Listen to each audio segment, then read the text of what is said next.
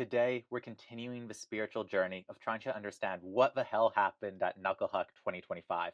But this time, we're prepared. We have glasses, so we'll be able to see these tricks clearer and more analytical than ever before, starting with this mind-boggling belly slide.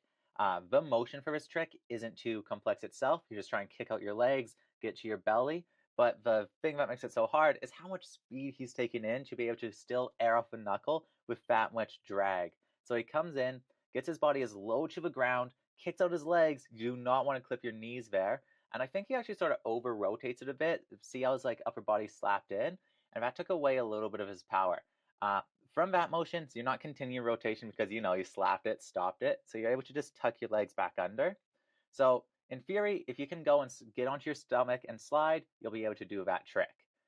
But you have to go super fast. Here, ooh, cab one butter. Ooh, into a back five.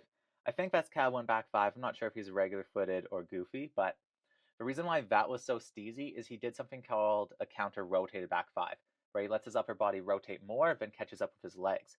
So starting with his cab one here, getting his rotation so he's completely set over his back foot.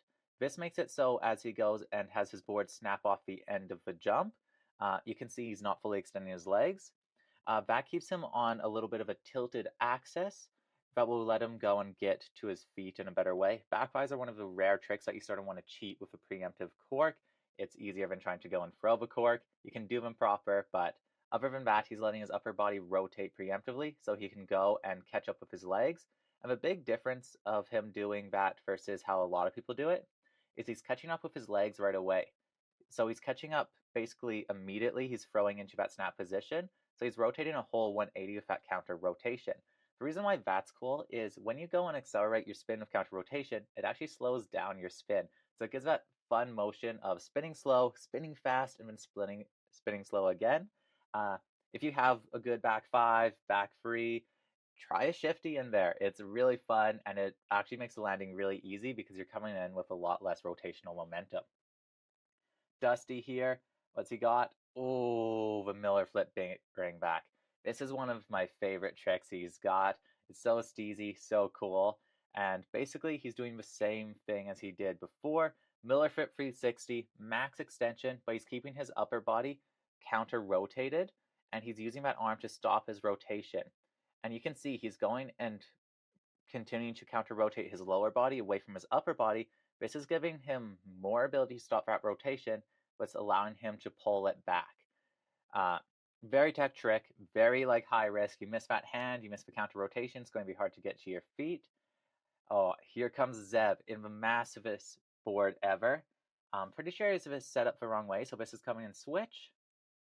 360 butter, 360. So not the most wild trick we saw tonight, but what's so cool about this is the board he does it on. We'll see it in a slow-mo replay, but this thing's so flexy, and it gives... Oh, we won't see it in the replay.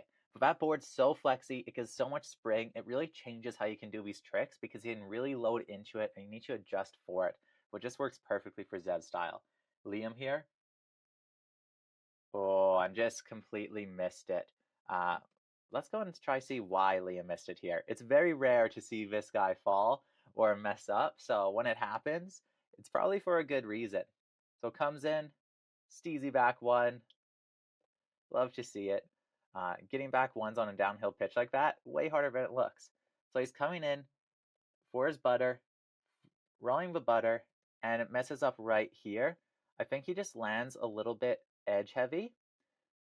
Yeah, see how he's on his edge here? This is just making it so he's not on his tail and he's not able to go and get that pop up.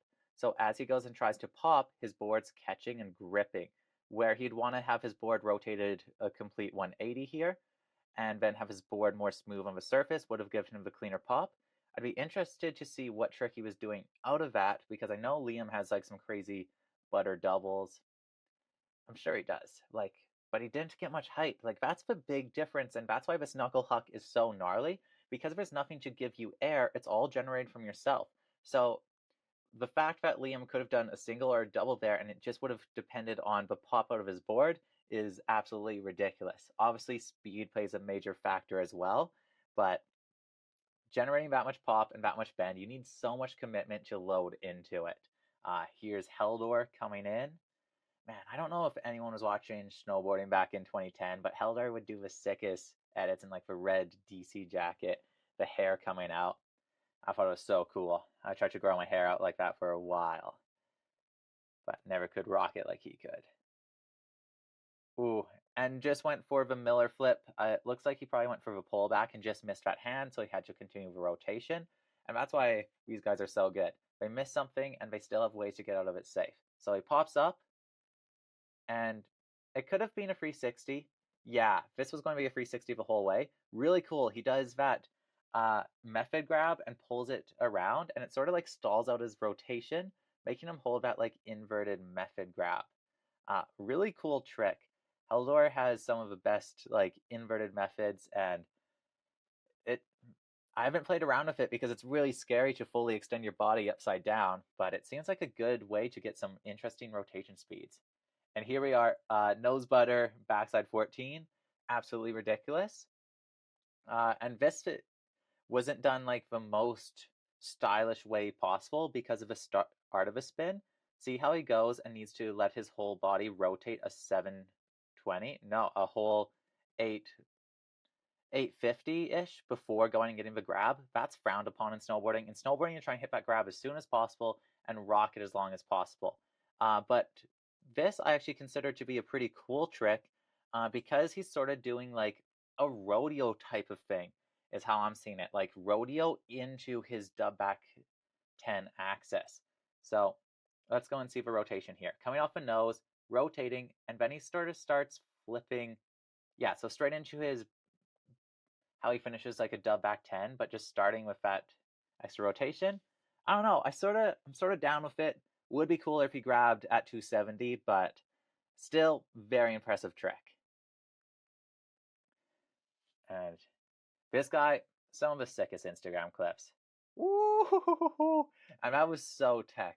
Not the most impressive, I'm sure, to like watch Bear live in person because he's not catching much air, but there's so much going on.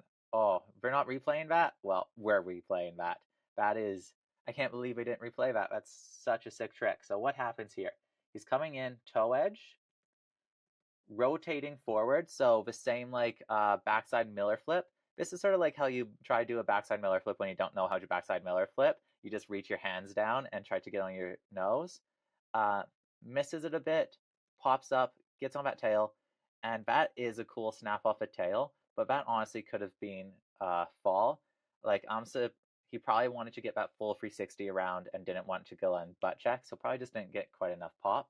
But the fact he managed to generate a flip off of that little corner of his snowboard, very impressive. All right, Patrick. Oh, probably the sickest backside 360 ever. Let's go and see how this works because this is one of those tricks where I'm like, I don't get it. I do not get it. I do not get it. Okay. So he's going and leaning forward. There's a couple reasons he's leaning forward. The first is when you're doing like a backside 360 off of a flat ground, a side hit or anything, it's actually normal to let your upper body come down and have your hand come low.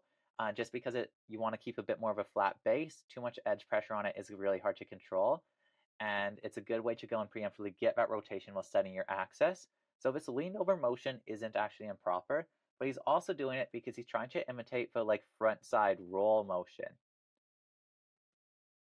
Yeah, so this is actually one of those like front roll front flips, but he's going and tweaking it out to go and make it more flippy than it is. So see how we can tell this because he's going and being completely 90 here as he's upside down in the flip.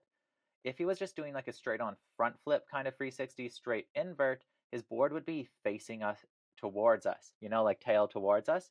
But because we see it turning to 70 degrees, that means he's going and doing this like a front roll 360. What's basically the same trick as the backside Miller flip free. It's just a very advanced version where he isn't grabbing or he isn't touching the snow, and the fact that he's pulling his board like that is turning it more flippy than it normally would be. So at that point, normal backside Miller flip, then he pulls his legs, and that's what changes the tricks.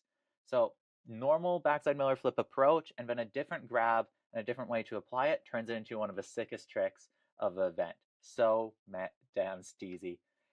Maybe I can get that one. I gotta grind out some back Miller flips as this is what this is teaching me that, like, oh, oh, man, so wild. Butter dub 10. Whoa. So that's just the same trick he did before, but he threw it like a dub back 10. He had plenty of airtime, plenty of power. So he was like, yeah, I guess I got it.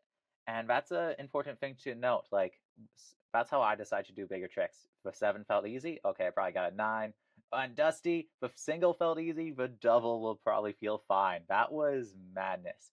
He's done this trick before, but that doesn't mean it's not one of the gnarliest tricks you can ever do. So the tail blunt, double tame dog. So he's popping in, rotating the 180, and I think the reason why he didn't get the maximum pop here is because he let his chest go down a little bit early. He's not putting much pressure on that tail loading up, so it's not putting him very high. So he's really going and just using his board to like more smack down.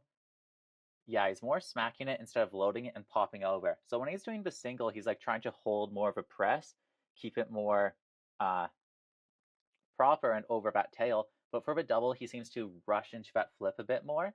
That tells me that that's snapping and slapping of the tail right there is really important for generating that rotation.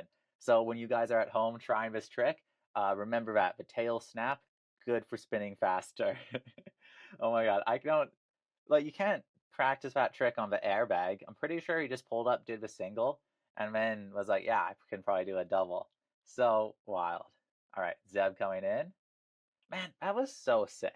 Let's go and rewind that 1 sec. Just a proper 5 off of the side hit.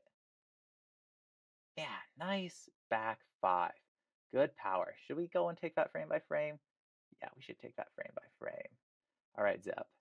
Let's see how he gets so much power here. So keeping his upper body really nice and over top of his board, you can see he's not hinging forward, leaning, and look at him fully utilizing that super long snowboard to generate a lift and generate pop. That's putting him so high in the air because this is such a steep run and this is such a long board. That's giving him so much air time. And look at this snap. That's a good enough snap for a dub back 10 right there. And then pulls through.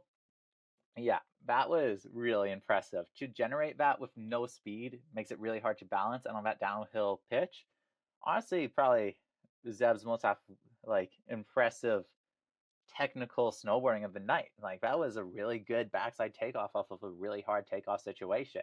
I'm not bullshitting. That was a dope backside 540. This trick, I hope they give us a replay here because how his board flexes is so sick. So 360 butter and hits the snowboard down, and the only reason he can lean back this much is because of how long this snowboard is, and that's what makes that so fun to watch. It's a trick that could only be done with that snowboard in that way, just making it super cool. Not enough to like win an event like this where people are going and doing such like technical tricks, but as a viewer, I love to see it. Liam coming in. Knuckle Huck is so brutal. If you start not landing stuff, oh, it's really hard to go and get it. You need to really have that consistency.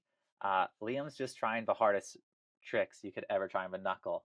Like double Miller flip off of a knuckle that flat. Like people have done it in the backcountry, but off of a park knuckle, that would have been an NBD. I'm pretty sure. All right, and this was requested. This is going to be the hardest trick to break down of the night because it's using a lot of move sets, a lot of motions, a lot of technicality that I'm not familiar with.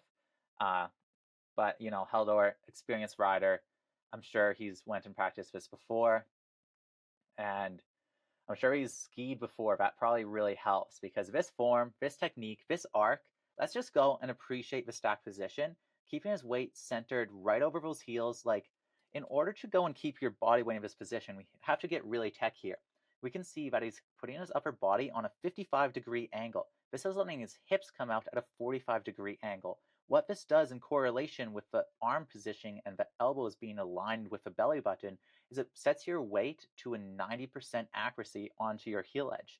The reason why this is so important is because if you go down to a 92% grain, you're going to go and start clipping your toes a little bit. And that's why this trick is so technical and the skill barrier is so vast, because you need to go and have enough heel edge pressure that you're not catching your toes, but not so much that you're going too slow to make it such a sick trick. And look at how fluffy the snow is, that's making this super gnarly edge catching. I just wish he would have went a little bit faster, but he really made up for it. So probably the best trick of the night. He was robbed not getting gold for that. And there we go. And analyze Halidor's trick. Realistically, side slip, pretty easy. I'm pretty sure most people could do it. And I'm pretty sure, like, I don't know if Heldor is watching this, but if he's down, I'll race him. Like, we'll do it for YouTube. I'll put the life on the line. We'll go to, like, the straddle and whistler, and let's see who's the fastest side slipper. It's really, that's probably the most gnarly race you could do in snowboarding. Ooh, and there it is, the highlight of the night, the thing that broke the internet, the triple tame dog. We'll go and break this down, but technically it's not going to be more complex than the double, but there's a few really interesting things that happen that make it fun to talk about. And also just like, imagine wanting to win the Knuckle Huck so much you go and do a triple front flip.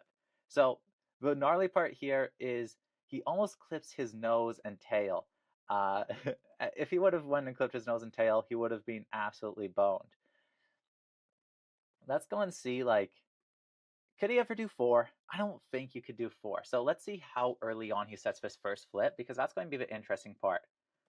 So he flips really early, like 10 feet after the takeoff of the jump. So that means he's going and traveling like 80 feet for his triple tame dog. He's going completely out forward. He's not worrying about generating upward momentum. That's pretty interesting. So he finishes the first complete flip by the end of the knuckle. So he could have went and landed on the knuckle if he went a little slower and did like a double tame dog after. He was not going for that because he was tucking his hands in the legs. So he was just spinning with maximum power. If you see the arms committed like this, there's no doing anything but tucking and praying. Then he flips, and then as he comes over the knuckle, he goes and tucks into the other flip. Yeah, probably over 100 feet he traveled down there. Really impressive. Focused on going forward instead of up, and it worked.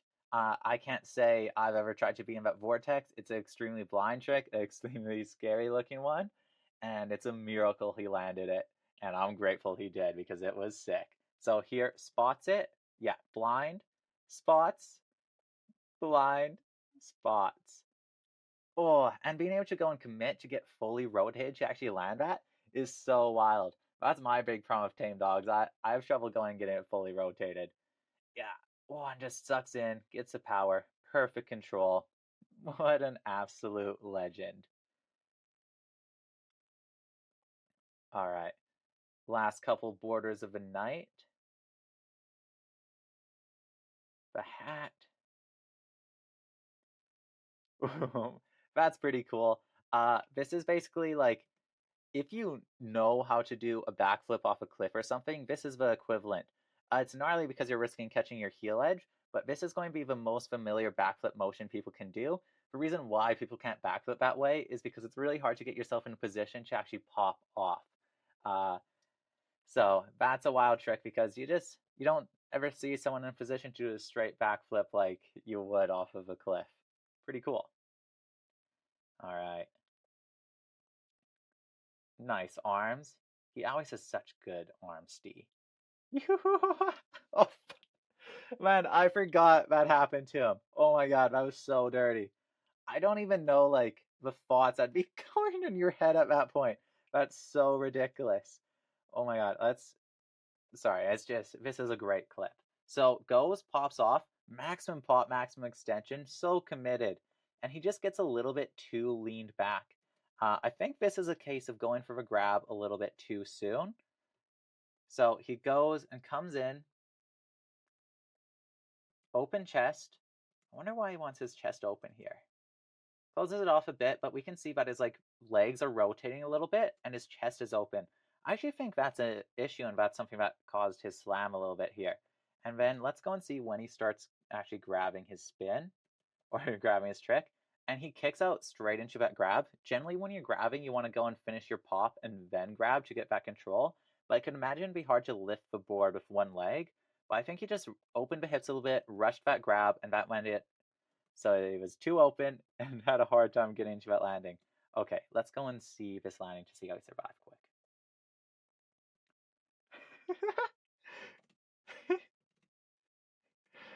He's just a ninja. That's how he survived. I'm dead 10 out of 10 times there. That's a dead situation. He was full extended, one leg out. I can't believe he got his board down. Oh my god. That was so cool. And I think the last dude to drop is... Ooh. I think this video is getting really long, so we're trying to speed it up.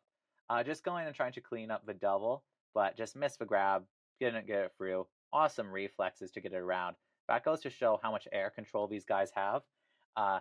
When That's why it's so beneficial to learning tricks on airbag, because when you're learning them on snow, normally it's too dangerous to not fully commit to your tricks.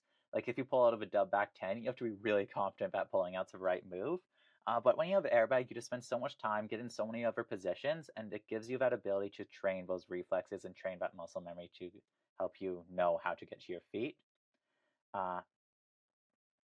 And here we got the Miller flip over the board, a Zebhel classic at this point. And this is just a frontside Miller flip. You gotta pop it pretty high because you gotta get over that board, touch it, and then, I guess backside Miller flip. But yeah, just cool because the board's there.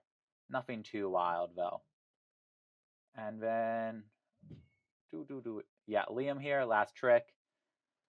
Spoilers, but he just doesn't get the snap, doesn't get the hand drag even. Not as Knight. But yeah, that's Knuckle Huck 2025. I think the glasses really helped with that. I felt pretty locked in there. We'll go and do this again next year when more madness goes down. But thanks for watching. I hope you learned something new, and I hope you're ready to huck some knuckles sometime soon.